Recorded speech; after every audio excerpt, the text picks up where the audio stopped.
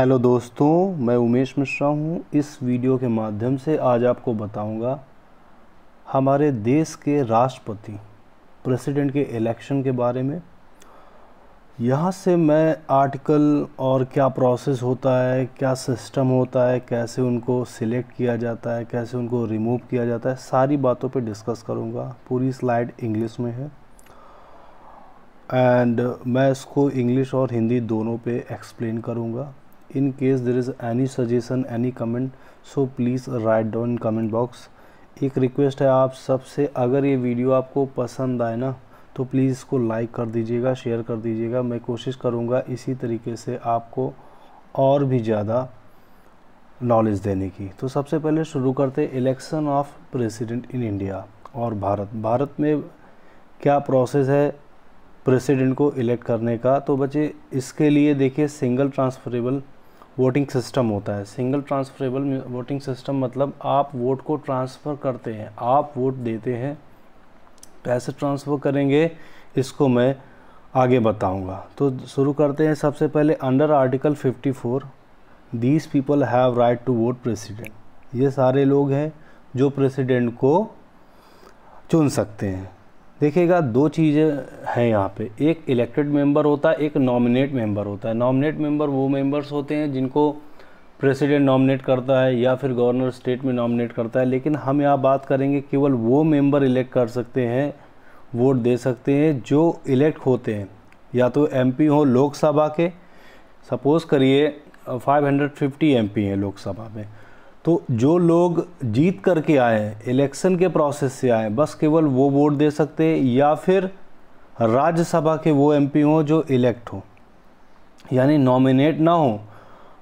12 member जो nominate किए जाते हैं वो नहीं होंगे इसमें। तीसरा पॉइंट आता है कि जितने भी एमएलएज हैं, विधायक हैं, मेंबर ऑफ लेजिस्लेटिव असेंबली हैं स्टेट्स के, वो वोट देंगे। Only elect MLA of Delhi, Puducherry from UT. इसमें एक और ऐड कर लीजिएगा जम्मू एंड कश्मीर, क्योंकि जम्मू एंड कश्मीर भी अब वोट का राइट रखता है। यहाँ मैंने साफ साफ लिख दिया है no nominated member of any house. किसी भी हाउस के नॉमिनेटेड मेंबर, या फिर कुछ ऐसे स्टेट हैं, मान लीजिए जैसे यूपी है या फिर उड़ीसा है जहाँ पे एमएलसी है, तो एमएलसी को भी प्रेसिडेंट के इलेक्शन में पार्टिसिपेट करने का कोई राइट नहीं है। आगे देखते हैं प्रोसेस ऑफ प्रेसिडेंट नॉमिनेशन। ये आर्टिकल 55 में है। देखिए इसमें क्या होता है, प्रोपोर्शनल रिप्रेजेंटेटिव सिस्टम होता है, सिंगल ट्रांसफरेबल वोटिंग सिस्टम होता है। इसको ऐसे समझ लेते हैं, एक एमएलए का वोट कितना होता है, इसको मैं आपको समझा रहा हूँ। देखिए क्या होता है, इसको वर्ड टू वर्ड समझिएगा। सपोज़ करिए अगर मैं यूपी में बात करूं, ठीक है, तो यूपी में मान लेते हैं कि लगभग 2 करोड़ पॉपुलेशन है और यहाँ पे 400 विधायक हैं। तो हम 200 को 400 अपॉन 200 करोड़ को हम डिवाइड करेंगे, 2 करोड़ को डिवाइड करेंगे 400 और उसमें मल्टीप्लाई कर दीजिए 1000 से, यानी कि 400 और मल्टीप्लाई बाई 1000 करेंगे 4 लाख। 4 लाख से डिवाइड करेंगे, तो जब आप 4 लाख से डिवाइड करेंगे तो लगभग 20 ये वैल्यू आ जाएगी। यानी इसको और ऐसे समझ लेते हैं, यानी total number of population in any state upon number of MLA multiply by 1000। ये इसका फार्मूला होता है, वो शायद स्लाइड में नहीं लिखा है, लेकिन आप इसको ऐसे समझ लें। तो इस तरीके से एक विधायक का वोट आता है। अब मान लीजिए कहीं ऐसी स्टेट है जहाँ पे पॉपुलेशन और ज़्यादा है और नंबर ऑफ़ विधायक कम है, तो उस एमएलए का वोट वैल्यू ज़्यादा होगा। ज़्यादा पॉपुलेशन मींस वोट जो वैल्यू होगी एमएलए की ज़्यादा, कम population means vote value MLA का कम आएगा। इस चीज़ को ध्यान देंगे। तो यहाँ पे हमने किया है कि टोटल एमपी, मैंने ये रफ फिगर माना है 776 है, ठीक है। इसमें जो भी नॉमिनेट मेंबर है उनको मैंने हटा दिया है, और एमएलए मैंने टोटल माने हैं पूरे भारत में लगभग 4200 हैं, 4200 है। इसमें भी मैंने नॉमिनेट मेंबर हटा दिए हैं। अब बात करेंगे कि वोट वैल्यू कैसे होती है। तो वोट वैल्यू का सिस्टम मैं फिर से बता रहा हूँ आपको। अगर एमपी का निकालेंगे तो टोटल जो भी एमएलए होंगे अपॉन टोटल एमपी। यहाँ से तो वैल्यू आ जाएगा एमपी के वोट का, और एमएलए का निकालेंगे तो जितनी पॉपुलेशन होगी उस स्टेट की और जितने एमएलए होंगे उससे 1000 से मल्टीप्लाई करेंगे नंबर ऑफ़ एमएलए में और टोटल पॉपुलेशन से डिवाइड कर देंगे। फिर से रफली फिगर से फिर समझते हैं। सपोज़ करिए 1000 पॉपुलेशन है किसी स्टेट की और वहाँ पे सपोज़ करिएगा एक ही विधायक है, तो 1 से 1000 का मल्टीप्लाई कर देंगे एक विधायक से, यानी 1000 डिवाइड बाई 1000 करेंगे, यानी एक विधायक का जो वोट वैल्यू आएगी वो 1 है। अब सपोज़ करिए कहीं पे जो 10 लाख है पॉपुलेशन और वहाँ पे 10 विधायक हैं, तो फिर 10 से 1000 से मल्टीप्लाई करेंगे और फिर डिवाइड करेंगे, तो एक विधायक का वैल्यू वोट वैल्यू आएगा 10, यानी कि जहाँ पे 10 लाख पॉपुलेशन है वहाँ का एक एमएलए का वोट वैल्यू आया और 10, और जहाँ पे 1000 पॉपुलेशन थी वहाँ पे वोट वैल्यू एमएलए का आया 1, यानी कि इस तरीके से हम कह सकते हैं कि 10 लाख वाले का वोट वैल्यू ज़्यादा होगा। अब समझ में आपको आ गया होगा। आगे देखते हैं। मैंने यहाँ पे एक टेबल बनाया है जिस पे ये 5 लोग वोटर्स हैं और 3 कैंडिडेट हैं। सिंगल ट्रांसफरेबल वोटिंग सिस्टम इसी को बोलेंगे। सपोज़ करिए ए जो है वो पहली प्रायोरिटी यश को देता है और दूसरी वैभव को और तीसरी पारुल को। ऐसे बी है वो पहली प्रायोरिटी वैभव को और दूसरी पारुल को, तीसरी यश को।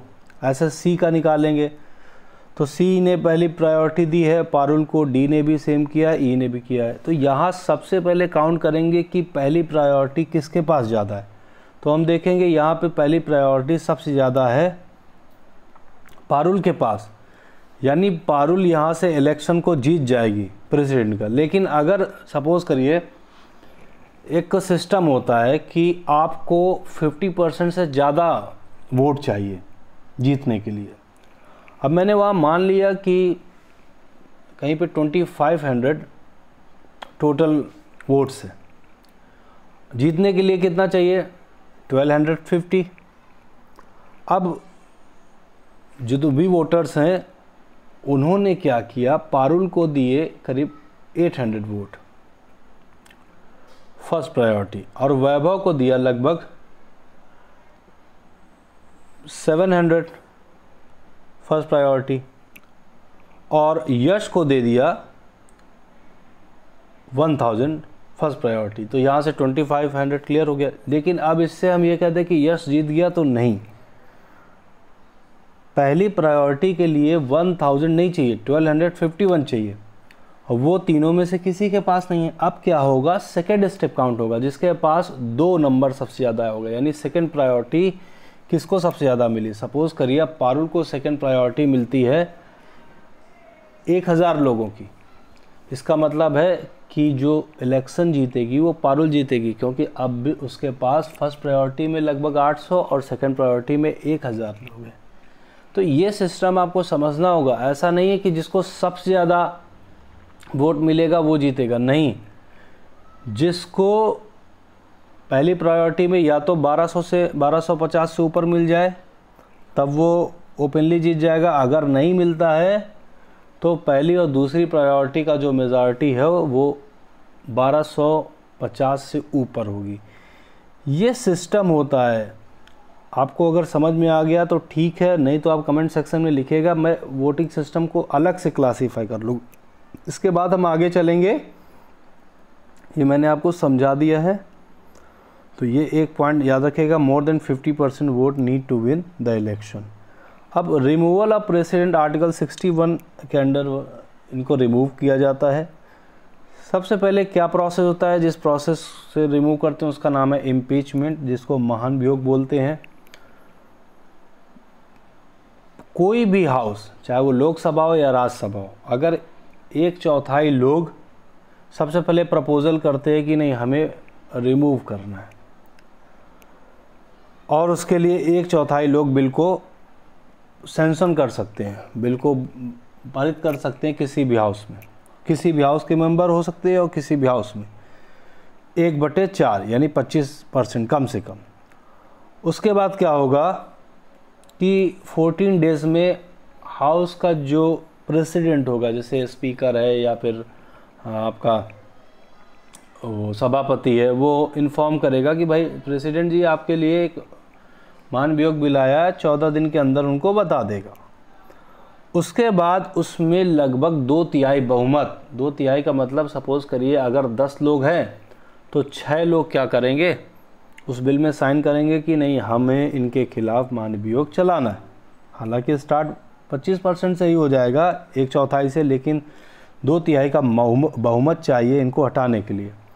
उसके बाद एक इन्वेस्टिगेट टीम बनती है और वो उसकी जांच करेगी सही से कि क्या वाकई में जिस वजह से इनके ऊपर ये मानवियोग लगा है वो रीज़नेबल है, क्या इन्होंने संविधान का वायलेंट किया है या फिर हमारे किसी भी ऐसे इनजस्टिस को फॉलो किया है या कोई भी क्राइम है या कुछ भी इस तरीके का उनके अंदर कोई भी अगर अपराध पाया जाएगा तो फिर उसके खिलाफ इन्वेस्टिगेट जांच करेगी। और जब वो संतुष्ट हो जाएगी जांच से, फाइनली 2/3 लोग इम्पीचमेंट बिल में साइन करके प्रेसिडेंट को रिमूव करेंगे। तो आर्टिकल 61 के तहत ये पूरा होगा।